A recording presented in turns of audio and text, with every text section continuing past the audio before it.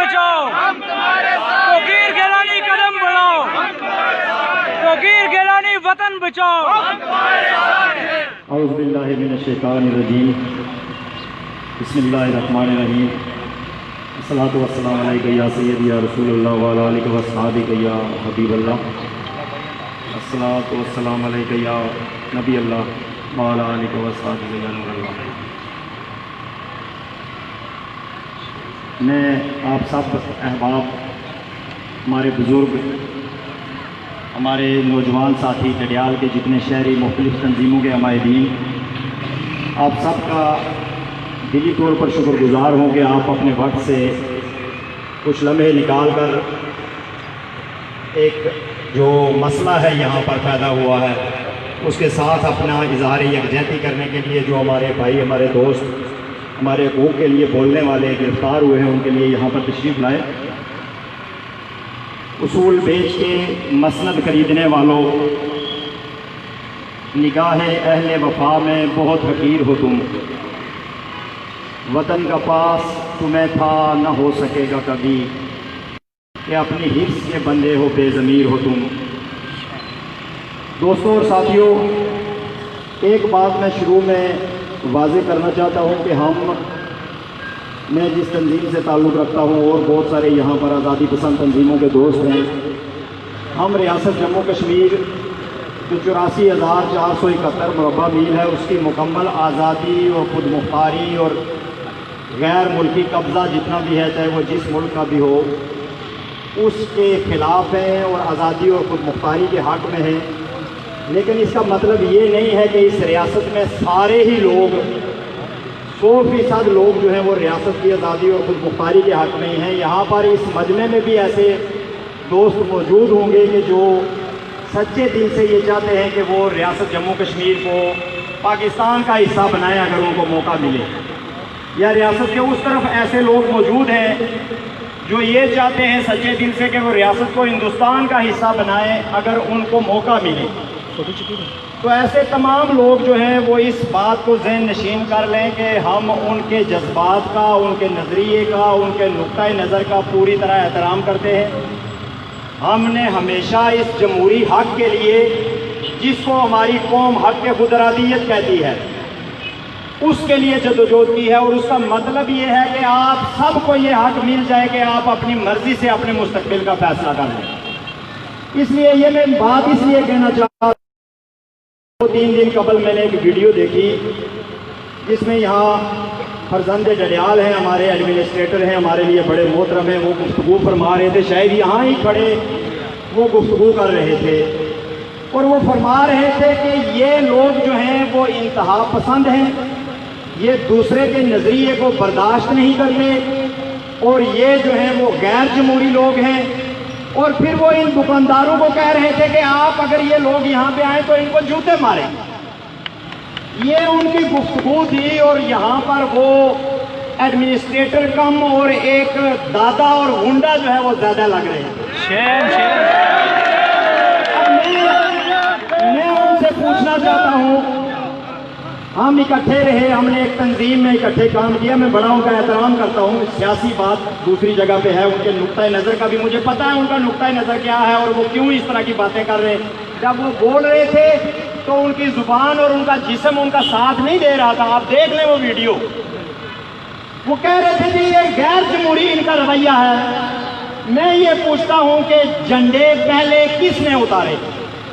गैर जमहूरी रवैये का मुजाहरा क्या तनवीर अहमद ने किया, क्या लिबरेशन फ्रंट के दोस्तों ने किया, या गैर जमहूरी रवैये का मुजाहरा यहाँ की इंतजामिया और उनके टौटू ने किया, जिन्होंने रात की तारीकी में यहाँ से लगे हुए झंडे उतारे, गायब किए और उनकी बेउर्मती की? आप सब इस बात के गवाह हैं। इस वक्त भी यहाँ पर हमारे कारकुन मौजूद हैं और गुज़श्ता एक हफ्ते से यहाँ पर मौजूद है। ये झंडा लगा हुआ है, वो झंडा लगा हुआ है। किसी ने झंडों को उतारने की, जब उन्होंने यहाँ पर झंडे लगाए तो हमारे साथियों ने, तनवीर ने उनसे ये कहा कि आपने हमारे झंडे उतार के लगाए हैं, आप अपना झंडा खुद उतार लें।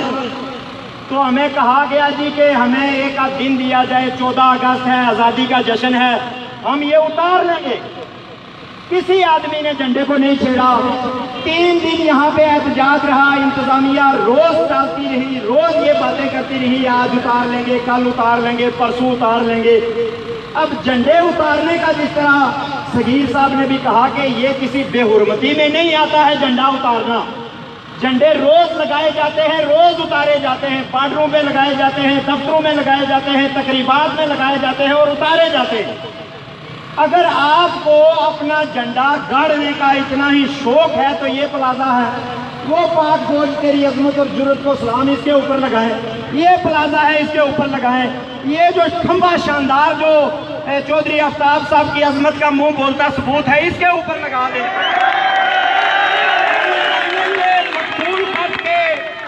मकबूल भट्ट के ऊपर आके तो झंडा लगाने का मतलब इंतशार फैलाना है, इसका मतलब लोगों को भड़काना है, इसका मतलब दूसरे के नजरिए पर हमला करना है, इसका मतलब जो है वो यहाँ अमन और अमान की फजा को खराब करना।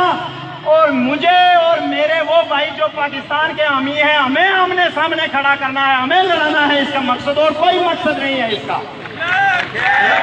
5 अगस्त के बाद, गुज़श्ता साल 5 अगस्त के बाद हमारे इन नाम नहाद वकीलों ने, जो कभी फरीक भी होते हैं और कभी वकील होते हैं और कभी पुश्तीबान होते हैं और फिर अचानक मालिक बन जाते हैं। ये 4 दिन पहले 14 अगस्त को जब ये झंडा लहरा रहे थे तो ये ऐसे नहीं लहरा रहे थे, ये नक्शा भी लहरा रहे थे कि ये कश्मीर हमारा है। और फिर ये कहते हैं, अगली ही सांस में फिर ये कहते हैं कि कश्मीर मुतनाज़िया इलाका है, यहाँ के लोगों को हक दिया जाए। अक़वाम मुत्तहिदा में जाकर फिर कहते हैं जी इंडिया को बाहर निकालें और इनको हक दें, ये खुद फैसला करें। एक दिन मुतनाज़िया, दूसरे दिन इनकी मलकियत, और फिर जो है वो ये कहते हैं कि हम कुछ बोले ही ना, हम कुछ बात ही ना करें। 5 अगस्त के बाद इनका जो मकरू चेहरा था वो पूरी दुनिया ने देख लिया, हर कश्मीरी ने देखा है। राजा फरूक हैदर खान से लेके तो कोटली के साइंस, हर बंदे को पता, हर बंदे को ये पता चल गया है कि पाकिस्तानी हुक्मरान तबका जो है वो क्या चाहता है। ये ज़हन में रखें कि हमारी लड़ाई किसी सिंधी, बलोची, पठान, पंजाबी, मुहाजिर, सराइकी किसी आम आदमी से नहीं है, ना दिल्ली वाले से, ना बम्बई वाले से, ना हम जो है वो लाल किले पे या जो है वो इस्लामाबाद में या अमेरिका में झंडे गाड़ने वाले हैं, हम वो नहीं हैं। हम सिर्फ अपने घर की आज़ादी और इज्जत की बात करने वाले हैं। हमारी कोई दुश्मनी नहीं है पाकिस्तानियों से और आम हिंदुस्तानियों से। हमारी दुश्मनी इनके हुक्मरान तबके और इनकी सिविल और मिलिट्री इस्टेब्लिशमेंट जो है उसके खिलाफ है, जो हमारा हक जो है वो कुचलते रहते हैं। कितना आप देखें, जबरी कब्जा नामंजूर, जबरी नक्शा नामंजूर, चौक हमारे, झंडे तुम्हारे, नामंजूर, नामंजूर, सियासत हमारी, नक्शे तुम्हारे, नामंजूर, नामंजूर। मेरे दोस्तों ने बातें की हैं, मैं दोहराना नहीं चाहता। तनवीर ने जो कुछ किया वो वीडियो में मौजूद है, सारा कुछ सामने है। वो एक डिसिप्लिन आदमी है, उसकी परवरिश एक अच्छे माहौल में हुई है, जहाँ झूठ नहीं बोला जाता है, जहाँ रिश्वत नहीं ली जाती है, जहाँ लोगों के कपड़े नहीं फाड़े जाते हैं, जहाँ कोविड के दौरान 1000 रुपया लेकर गाड़ियाँ पुल से पार नहीं करवाई जाती हैं, जहाँ FIR काटने के लिए SHO को 1000 रुपया नहीं देना पड़ता है, मुहर्रम को पेंसिलों का डब्बा और कागजों का जो है वो दस्ता नहीं लेके देना पड़ता है, वो वहाँ से आया हुआ है। वो तुम लोगों की तरह आराम नहीं खाता है। तुम लोगों को तो ये बुनियादी इंसानी मसले का ही पता नहीं है, इंसानी इखलाकियात का पता नहीं है। जब हमारी कौम मुश्किल में पड़ती है, जब जलजला आता है, जब कोई तूफान आता है, जब कोई बीमारी आती है, तो तुम लोगों की जेबें काटने लगते हो। तुम क्या लोगों को इखलाकियात और कानून का दर्स दोगे? तुम्हें तो शर्म से इन चौकों में खड़ा नहीं होना चाहिए। किसी चोर को, किसी जेब कुतरे को, किसी राशि को ना हमारा मजहब इज्जत की निगाह से देखता है, ना इखलाकियात इज्जत की निगाह से देखती है, ना कोई माशरा इज्जत की निगाह से देखता है। बेइज्जत और बेवकार लोग हैं ये सारे, कि जो तनवीर के खिलाफ उसको यहाँ के सीटने के लिए आए, उसने अब परचम उतार के इज्जत से रखा हुआ। कहना मैं ये चाहता हूँ, एक तरफ वहाँ पे वो है, हिंदुस्तान है, उनका नारा है कश्मीर जो है, जम्मू कश्मीर, ये इंडिया का अटूट अंग है। और वहाँ अगर कोई ये बात करे कि नहीं जी ये इंडिया का अटूट अंग नहीं है, तो उसको गद्दार करार दिया जाता है, उसको पाकिस्तानी एजेंट, उसको इंडिया का गद्दार, उसको मारा जाता है, जेलों में डाला जाता है। हर निसाब से लेके हर तक, चाहे वो मुसलमान हैं, चाहे हिंदू हैं, चाहे सिख हैं, चाहे जो भी, ज्यादा तो मुसलमान ही हैं, वो इंडिया का झंडा लहराते हैं। शेख अब्दुल्ला मुसलमान था, जो ये कहते हैं ना हमें 47 में हमारे बाप दादा ने हिंदुओं से आजाद करवाया, ये कितने बड़े झूठे हैं, कितने बड़े झूठे ये हैं कि कश्मीर की 80% आबादी मुसलमान है। और शेख अब्दुल्ला कुरान पाक का एक सपारा तलावत करके तो फिर तकरीर शुरू करता था। उसका बेटा फारूक अब्दुल्ला, महबूबा मुफ्ती, फलाना फलाना फलाना, एक पूरी जितनी वहां पे सियासी लीडरशिप इंडिया नवाज है, जो इंडिया के झंडे लहराती है, वो सारे मुसलमान हैं। और इस बिल्कुल इसी तरह जब आप सीज फायर लाइन के इस तरफ आए तो ये कहते हैं हमारी शहरग है। अटूट अंग का मतलब होता है लाजमी हिस्सा जो टूट ना सके, टूटा हुआ है फिर भी अटूट अंग है, यानी कितना बड़ा झूठ है इंडिया का। शहरग का मतलब ये होता है कि अगर कट जाए तो मर जाता है इंसान या कोई भी वजूद, कटी हुई है लेकिन कोई नहीं मर रहा, इसका मतलब है ये भी झूठ है। ये अटूट अंग और ये शहरग जो है ये टोटल झूठ है। और इनको लेकर यहाँ चलने वाले गैर रियासती वजीफा खोर, गैर रियासती एजेंडे के परवरदा, बरादरियों के खड़पेंच, बरादरियों के मासूम लोगों के जज्बात को इस्तेमाल करके ज़कात खाने वाले, वोट लेकर वतन का सौदा लगाने वाले, ये जितने भी हैं, ये कोई ना कश्मीर पर बोलने का हक रखते हैं, ना इनका मैंडेट है कश्मीर पर बोलने का।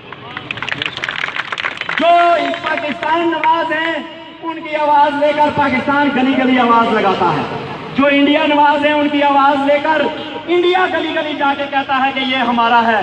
अब जो दरमियान में आज़ादी वाले रहते हैं, कश्मीरियों के नुमाइंदे, कश्मीरियों की आज़ादी के नुमाइंदे वो हैं। राजा फारूक हैदर कश्मीरियों का नुमाइंदा नहीं है, चौधरी मजीद नुमाइंदा नहीं है, सिकंदर अयाज नुमाइंदा नहीं है, फारूक अब्दुल्ला और बैरिस्टर सुल्तान और शेख अब्दुल्ला और महबूबा मुफ्ती मसला कश्मीर पर कश्मीरियों के नुमाइंदे नहीं हैं। और ये बात मैं कोई ऐसे अपनी तरफ से कोई सियासी जुमलेबाजी नहीं कर रहा हूँ, ये अक़वाम मुत्तहिदा की करारदादों में लिखा हुआ है कि यहाँ की कोई असम्बली, यहाँ की कोई सियासी जमात जो इंडिया नवाज या पाकिस्तान नवाज यहाँ की जमातें हैं उनकी कायम, वो मसला कश्मीर पर कोई अथॉरिटी नहीं रखती हैं, वो कोई फैसला नहीं कर सकती है मसला कश्मीर के ऊपर। मसला कश्मीर के ऊपर जो तस्लीम शुदा बैन अल-अक़वामी मसला है, उस पर सिर्फ और सिर्फ मुझे, आपको, इस रियासत के हर शहरी को बहैसियत एक फर्द अपना वोट डालने का हक हासिल है जब भी यहाँ पर रायशुमारी होगी। तो इसलिए ये कहना कि ये पाकिस्तान है और यहाँ से पाकिस्तान के झंडे की बेहुरमती की गई और ये इंडिया है और यहाँ से इंडिया के झंडे की बेहुरमती की गई, ये किसी कायदे कानून में नहीं आता है।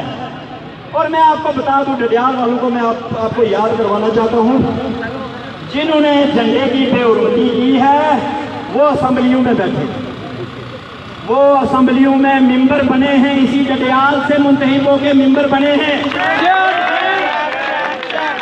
वो कश्मीर बनेगा, डैम हमारे, कब्जा तुम्हारा, बिजली हमारी, कब्जा तुम्हारा। पाकिस्तान का सेनेट और पाकिस्तान की कौमी असम्बली ऐसे दर्जनों लोगों से भरी हुई है जिन्होंने पाकिस्तान के झंडे उतारे, जलाए, बेहुरमती की, पाकिस्तान के खिलाफ नारे लगाए, पाकिस्तान तोड़ने के लिए तहरीकें चलाई।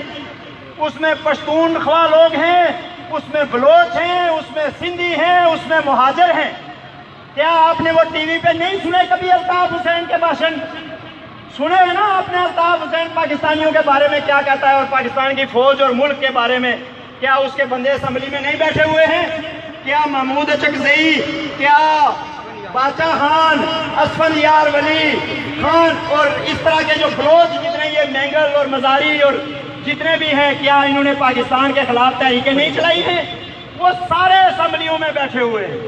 उनके भाई कभी गवर्नर बनते हैं, कभी वजीर आला बनते हैं। यहाँ पर जिन लोगों ने ऐसे काम किए, कोई इक्का दुक्का वाकयात हैं, वो सारे भी इस वक्त सरकारी पार्टियों में, कभी वो असेंबली के मेंबर बनते हैं, कभी कुछ बनते हैं।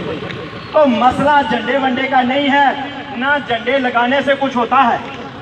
मसला ये है कि ये कश्मीर की आज़ादी की आवाज़ को सुनना ही नहीं चाहते। वल्लाह बिल्लाह मैं आपसे ये कहता हूँ, खुदा की कसम में हल्फन आपसे ये कहता हूँ कि पाकिस्तान के हुक्मरान तबके को और उनकी जो इस्टेब्लिशमेंट है, उनको कश्मीर की आज़ादी का लफ्ज़ कबूल नहीं है। वो इसलिए ये फसाद बर्पा करना चाह रहे हैं कि गुज़श्ता एक साल में उन्होंने देखा कि कश्मीरी आप आज़ादी की बात कर रहे हैं। इनका वज़ीर आज़म भी कह रहा है कि तुम्हारी सिफारतकारी नहीं चाहिए, मुझे आगे जाने दो।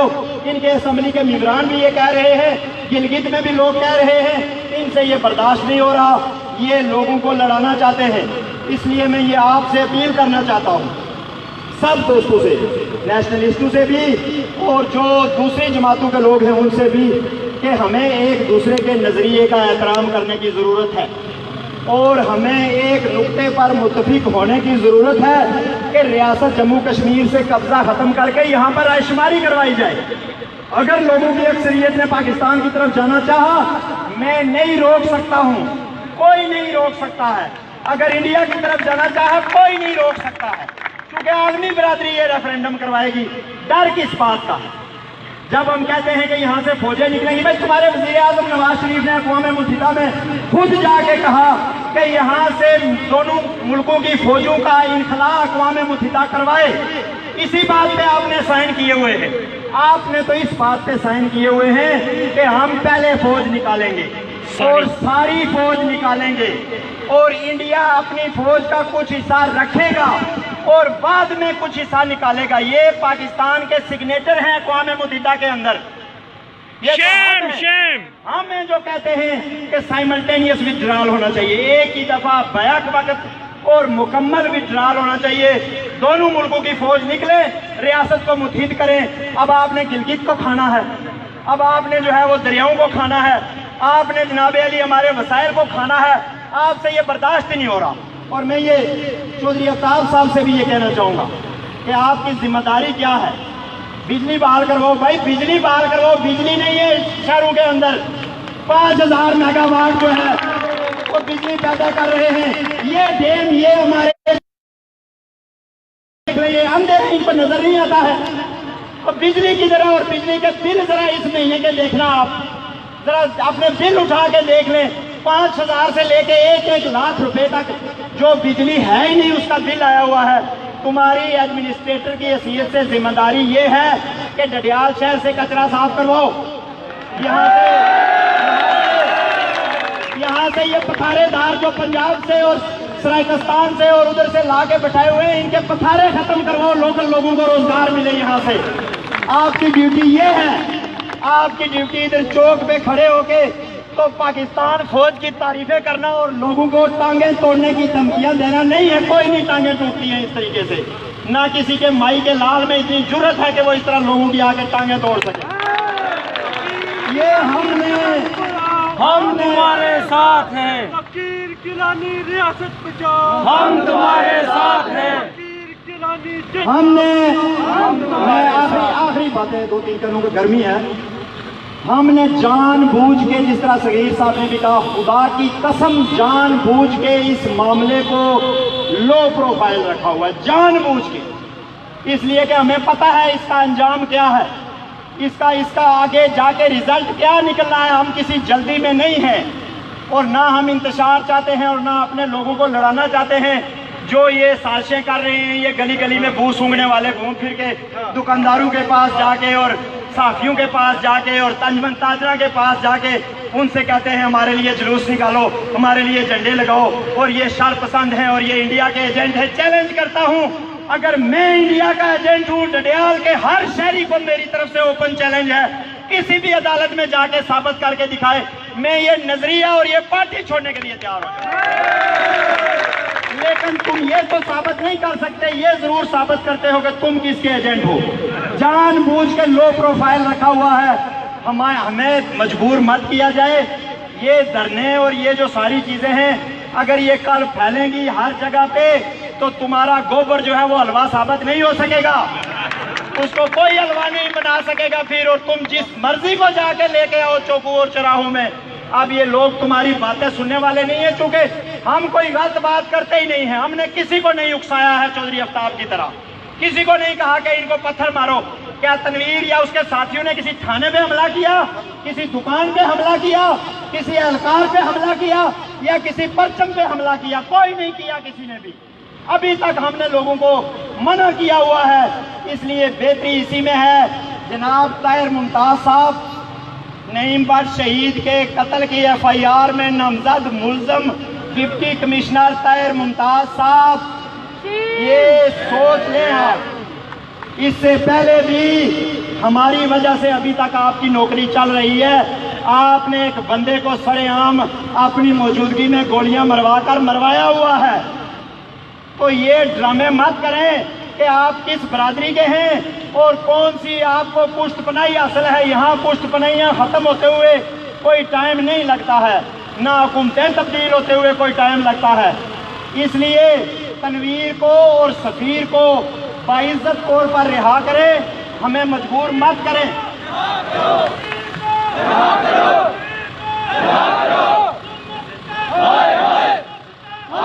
जो भी प्रोपेगेंडा इस हवाले से हो रहा है, झंडे, मैंने इतनी वीडियोस इनकी देखी हैं पाकिस्तानियों की कि जी कश्मीर का झंडा जलाया गया है, इनको चौकों में जला दिया जाए और इनको ये कर दिया जाए। अब ये प्रोपेगेंडा किसने देखना है?